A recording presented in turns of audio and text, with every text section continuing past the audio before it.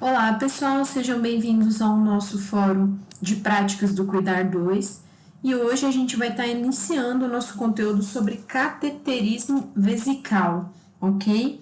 Tanto de demora quanto de alívio. O que é a definição, né? O que seria esse cateterismo? Vai ser a introdução de uma sonda ou de um catéter na bexiga por meio do meato urinário, né? Ou via suprapúbica. Via meato urinário, eu tô falando que o enfermeiro vai estar fazendo esse tipo de procedimento. Via suprapúbica, quando o médico vai estar fazendo essa intervenção, né? O cateterismo, então, ele envolve a introdução de uma sonda de silicone, pode ser de polietieno ou de borracha por meio da uretra até chegar na bexiga, ok? A sonda ela vai proporcionar um fluxo de urina contínuo nos pacientes que não estão conseguindo, né? Ou seja, que eles são incapazes de controlar a urina, micção, ou ainda naqueles que apresentam algum tipo de obstrução. Também vai ser usada para estar avaliando o débito urinário em pacientes que estão instáveis hemodinamicamente, né? Então, vai ser essa introdução do catéter estéreo por meio do meato uretral até a bexiga, conectado por um colector também estéreo, para fazer essa drenagem da urina. Então, para isso, já que eu estou falando de locais, né, que são estéreis, a gente tem que utilizar uma técnica séptica, né? Ou seja, a gente tem que utilizar um conjunto de medidas que visam impedir a introdução de agentes patogênicos nesse indivíduo, né, a fim de evitar uma infecção urinária. Por quê? Porque a gente já sabe que tem uma média de 10% dos pacientes que estão hospitalizados, eles vão ser expostos à sondagem vesical de demora. E a infecção do trato urinário, ela acomete de 10 a 20% dos pacientes hospitalizados que estão com sondagem, né?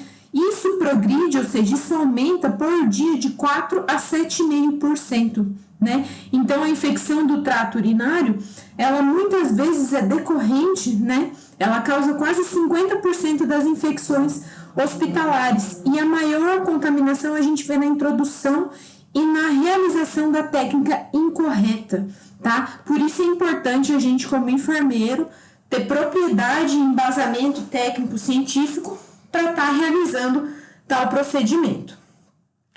Daí vamos relembrar alguns pontos, né? Para a gente manter o funcionamento efetivo do nosso organismo, né? A gente tem que se livrar de algumas substâncias. Para a gente estar se livrando dessas substâncias, a gente pode dispor de 4 mecanismos, né?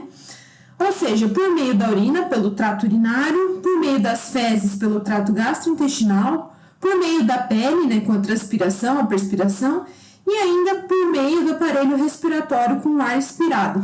Cada mecanismo desse tem a sua função específica, né, de estar eliminando esses resíduos resultantes do processamento de nutrientes e de subsequente utilização das células. As células que morrem, né, devem ser eliminadas. Só que a maioria dos resíduos nitrogenados do nosso metabolismo vão ser excretados via urina, né?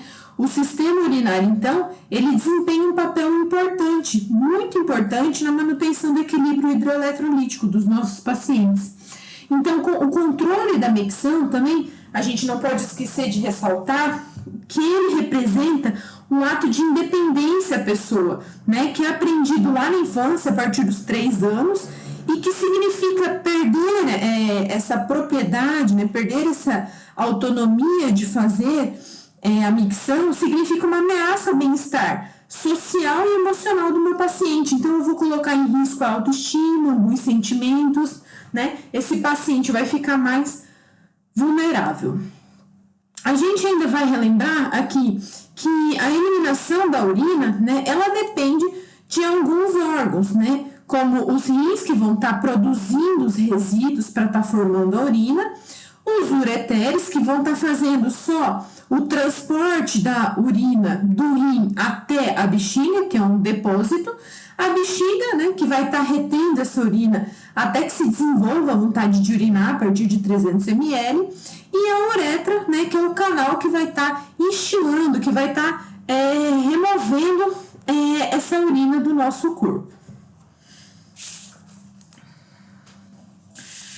a gente não pode esquecer de falar de alguns princípios relativos à eliminação urinária, né? Um adulto médio, ele elimina em torno de 1 litro a 1,5 litro de urina por dia, ou seja, a cada 24 horas, né? A gente vê uma relação muito próxima, né, do trato urinário com o trato genital, né? E torna esse funcionamento urinário um tópico sensível para a maioria das pessoas, né? Se torna também um tabu de conversar, de fazer exame físico por conta dessa próxima localização aí com o trato genital. E ainda é importante ressaltar que ele também é muito próximo do ânus, né, na parte final do nosso trato digestório.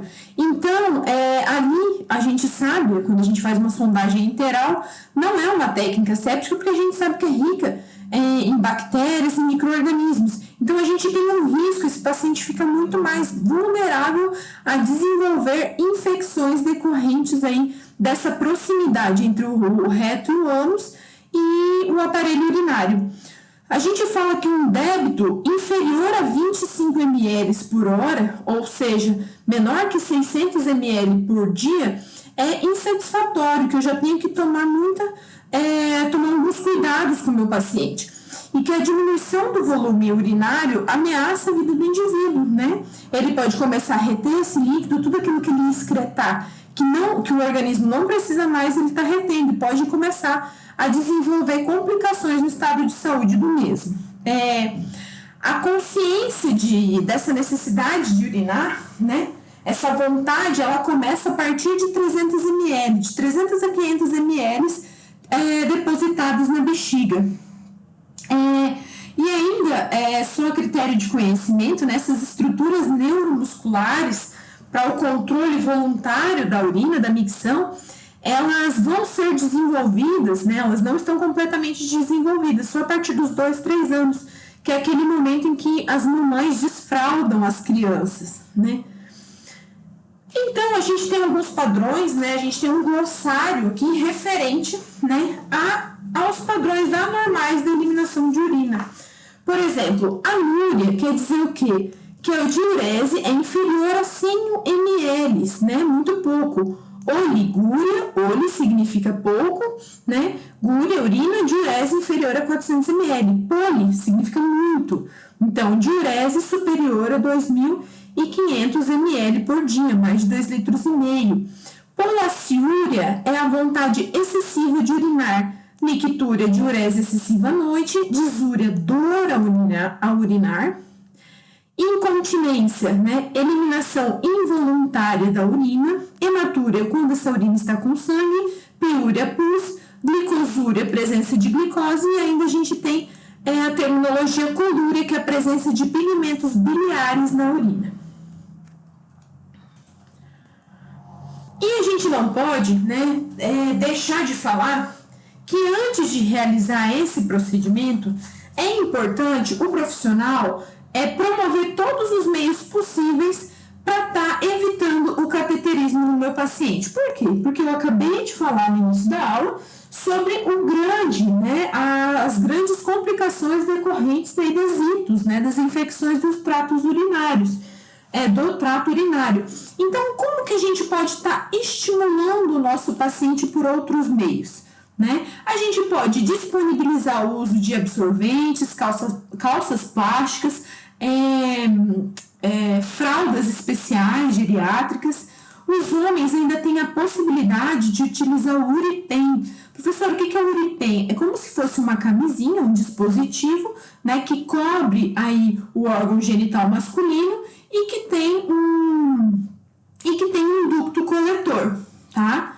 A gente ainda pode abrir a torneira próximo do paciente, despejar água morna na região perineal, né, que faz um estímulo aí nessa região, dá mais vontade de esse paciente realmente conseguir urinar. Colocar bolsas de água quente na região abdominal, na região hipogástrica.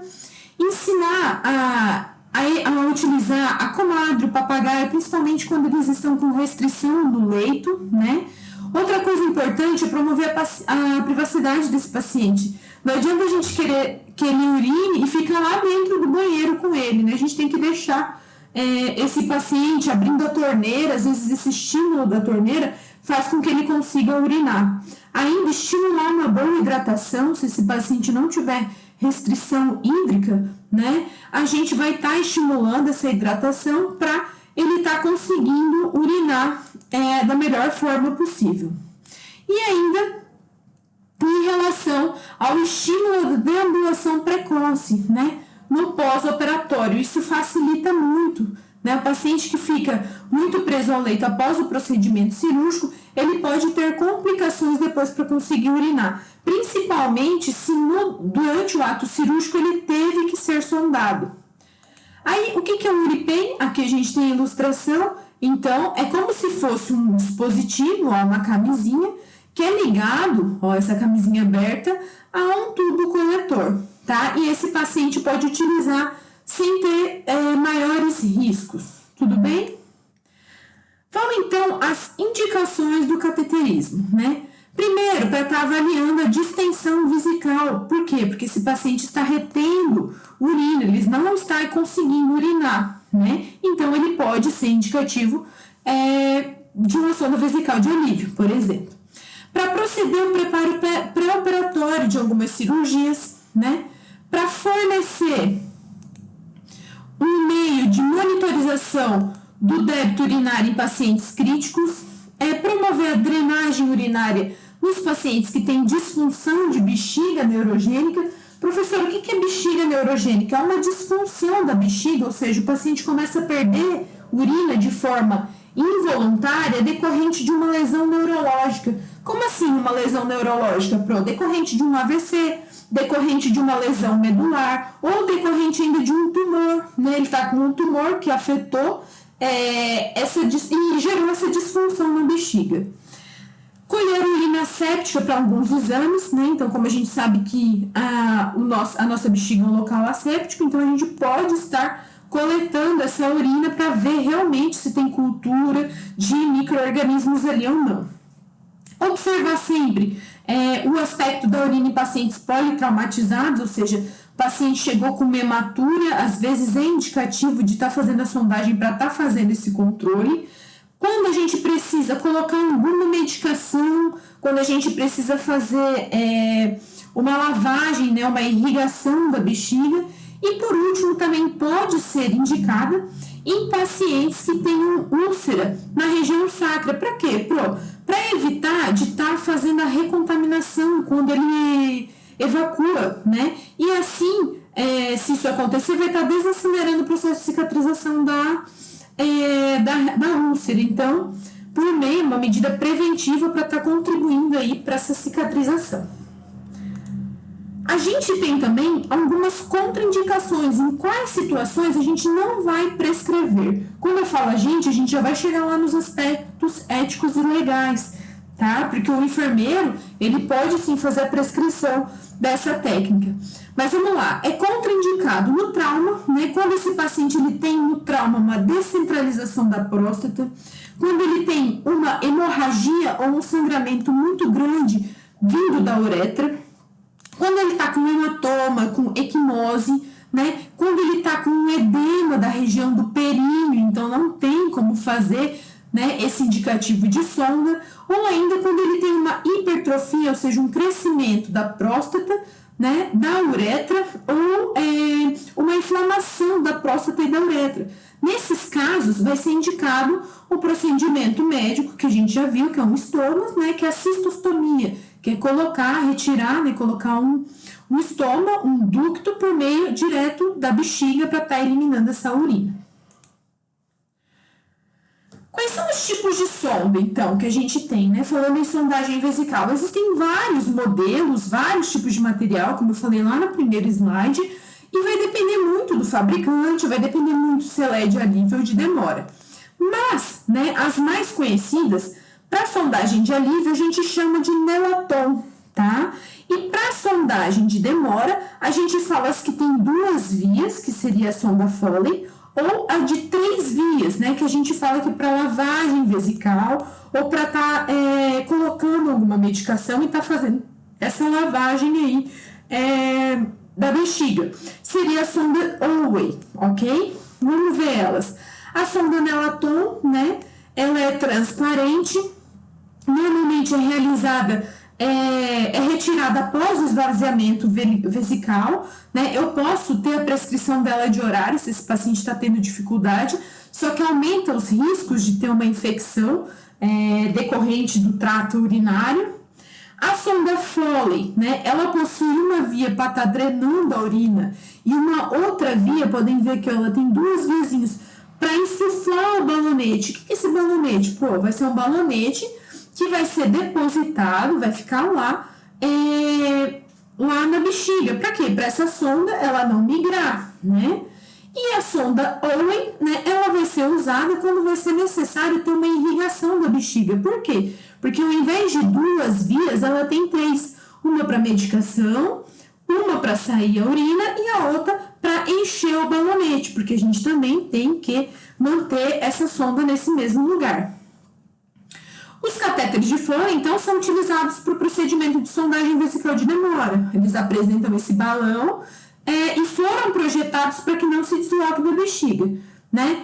E eles são uma escolha, a escolha da sonda vai ser muito do tratamento que vai ser programado com o nosso paciente. Aqui a gente tem, então, a visualização das vias, né? De 2 e 3 vias do tipo de sonda, né? Que tipo de sonda é essa? Né? Foley e Oley. Aí aqui falando algumas características relacionadas ao cateterismo vesical de alívio, né? Então, é um catéter reto de uso único que vai ser introduzido por um período suficiente para estar drenando a bexiga do meu paciente. Quando essa bexiga estiver vazia, a gente retira todo o catéter, faz a organização do setor e faz a anotação de enfermagem. Esse tipo de cateterismo ele pode ser repetido quando necessário, porém esse uso repetido aumenta os riscos de trauma, né? Inclusive os riscos de infecção. A numeração é a mesma que a gente viu lá, a numeração de French, uma medida, né? Varia de 8 a 12, os mais utilizados. A gente tem, então, essa indicação de cateterismo vesical de alívio para quando o paciente está precisando fazer um alívio da retenção urinária, quando a gente precisa obter uma urina estéril. Normalmente esses cateterismos de alívio vão ser para coleta de urina estéril para levar para os exames, tá?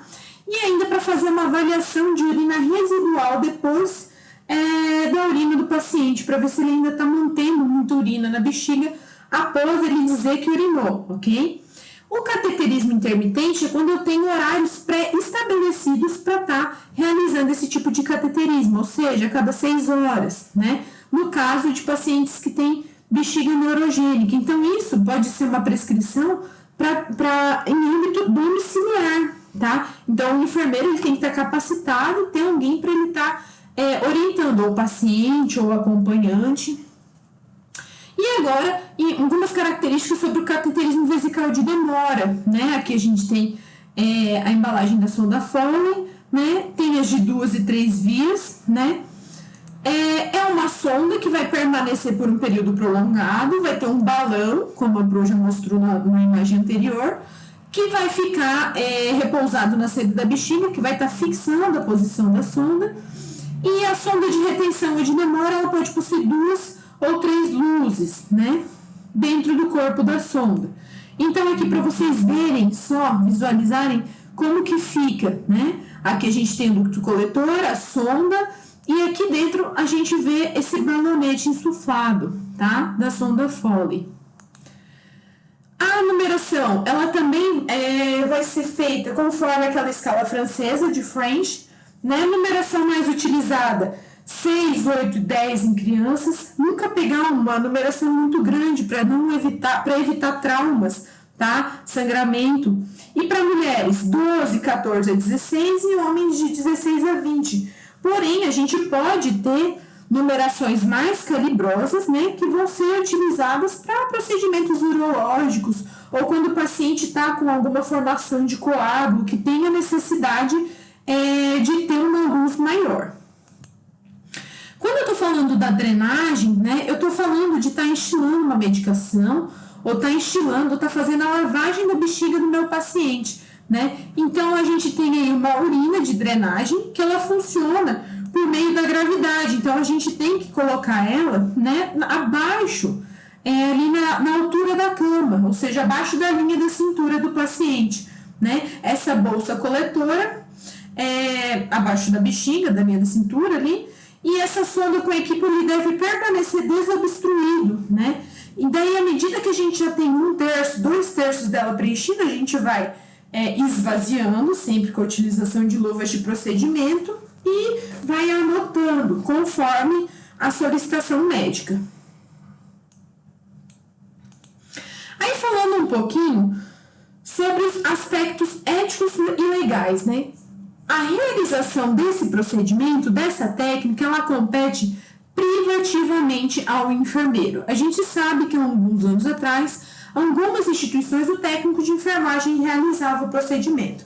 Mas hoje, seguindo a resolução do COFEN de 2013, é um ato privativo do enfermeiro, cabendo ao técnico e ao auxiliar de enfermagem só fazer as anotações, né? Verificar a manutenção dessa técnica. Quanto à prescrição, existem algumas divergências sobre quem é o responsável pela prescrição do procedimento. Por quê? Porque tanto médicos quanto enfermeiro estão autorizados pelo seu órgão de exercício para estar realizando a prescrição do procedimento. Isso quer dizer o quê, Pro? Que a prescrição do procedimento pelo enfermeiro é um ato legal, né? Mas não obstante, ou seja, para a gente diminuir a quantidade de dúvidas e manter pautada a prática da enfermagem numa política institucional e centrada ainda na atuação da equipe interdisciplinar, o profissional enfermeiro ele deve se atentar a 2 princípios importantes para estar fazendo essa prescrição.